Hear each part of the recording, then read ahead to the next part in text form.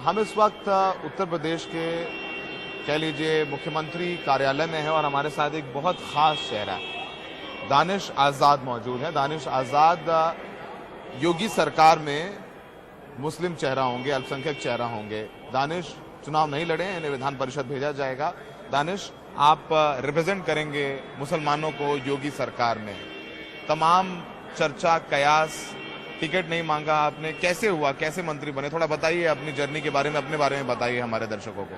देखिए, आज बहुत खुशी का दिन है। मैं एक साधारण परिवार से आने वाला व्यक्ति हूँ। मैं विद्यार्थी परिषद में था और अखिल भारतीय विद्यार्थी परिषद में काम करते करते मैं भारतीय जनता पार्टी में मुझे प्रदेश का अल्पसंख्यक मोर्चे का महामंत्री का दायित्व था वर्तमान में। और 2022 के चुनाव में हमने पूरी मेहनत के साथ ग्राउंड लेवल पर जाके काम किया। अल्पसंख्यक बाहुल बस्तियों में, अल्पसंख्यक बाहुल विधानसभाओं में और उत्तर प्रदेश के जो पूरे प्रशासनिक 75 जिले हैं उन जिलों में भी हम गए।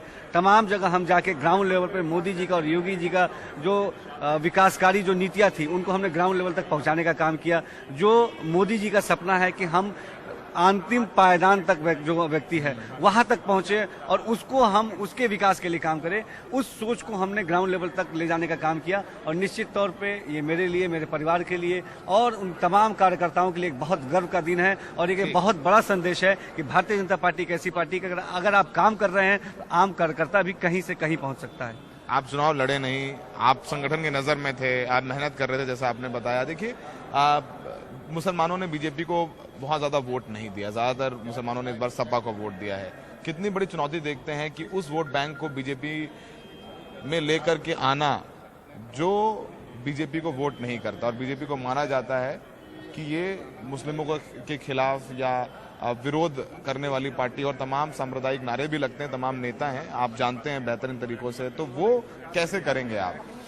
देखिए, मुझे मंत्री पद से नवाज के भारतीय जनता पार्टी ने साबित कर दिया कि वो मुसलमानों की सच्ची हितैषी है।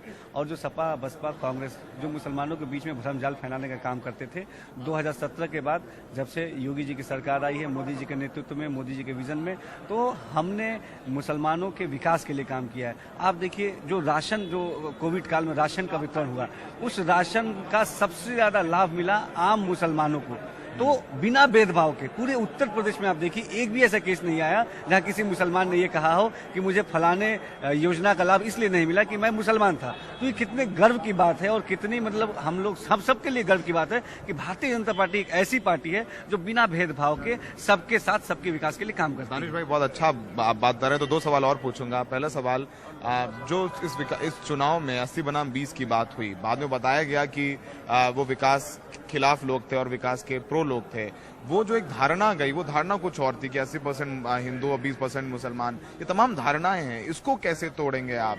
और जो संकेत तो यही जाता है, भाई भले ही मुख्यमंत्री बाद में सफाई दें, लेकिन नीचे कार्यकर्ता तो यही कहते हैं कि 80 बनाम 20 का चुनाव है। नहीं, कार्यकर्ता कुछ ऐसा नहीं करते हैं। और कार्यकर्ता जो है पूरी ईमानदारी से, मेहनत के साथ भारतीय जनता पार्टी के योजनाओं को ग्राउंड पर पहुंचाने का काम कर रहे हैं। और ये जो विपक्षी पार्टी है वो जो स्टेटमेंट्स को तोड़ मोड़ को पेश करती है ताकि मुसलमानों में कंफ्यूजन फैले, लेकिन अब मुसलमान पूरी तरीके से फोकस्ड है। वो जान चुका है कि अगर उसका जो विकास है वो भारतीय जनता पार्टी की सरकार करेगी, योगी जी करेंगे, मोदी जी करेंगे। आखिरी सवाल आपसे, अब आपने टिकट मांगा था, क्या हम देखेंगे आगे जो आपने कहा कि आपको बना करके सपा और कांग्रेस पर तमाचा मारा, तो हम देखेंगे आगे कि बीजेपी कुछ मुस्लिम उम्मीदवारों को भी टिकट दे, क्योंकि इस बार बीजेपी ने किसी मुस्लिम उम्मीदवार को टिकट नहीं दिया है। मुझे राज्य मंत्री का आज पर दायित्व तो मिला है। और मैं एक और आपकी जानकारी के लिए बता दूं, पिछले 5 साल में योगी जी के जो शासनकाल था उसमें करीब 50-60 मुसलमानों को निगम बोर्ड आयोगों का सदस्य, चेयरमैन बनाया गया। तो ये डायरेक्ट, ये इलेक्टोरल पॉलिटिक्स की बात कर रहे हैं हम। नहीं, देखिए, इलेक्टोरल पॉलिटिक्स में भी अब हम तमाम इन चीजों पर भी चर्चा हो रही है, इन चीजों पर विचार हो रहा है। जब ऐसा होगा तो पार्टी देगी। बहुत बहुत शुक्रिया दानिश, बात करने के लिए। हर सवाल का आपने बहुत अच्छे से जवाब दिया। दानिश आजाद मुस्लिम चेहरा है बीजेपी का, अब मंत्री बन रहे हैं, राज्य मंत्री बनेंगे। उन्होंने कहा कि सबका साथ, सबका विकास, सबका विश्वास ये ध्येय है। तो अब देखते हैं कि दानिश कैसे पार्टी के अंदर मंत्री मंडल में मुसलमानों की आवाज उठाते हैं। बहुत चुनौतीपूर्ण रहने वाला है, लेकिन फिलहाल बीजेपी ने जरूर दानिश आजाद अंसारी को मंत्री बना करके मुस्लिम समाज में संकेत देने की कोशिश की है, लेकिन ये संकेत कितना पहुंचता है ये कार्यशैली बताएगी। सहयोगी विनीत कुमार के साथ लखनऊ में सौरभ शुक्ला, एनडीटीवी इंडिया।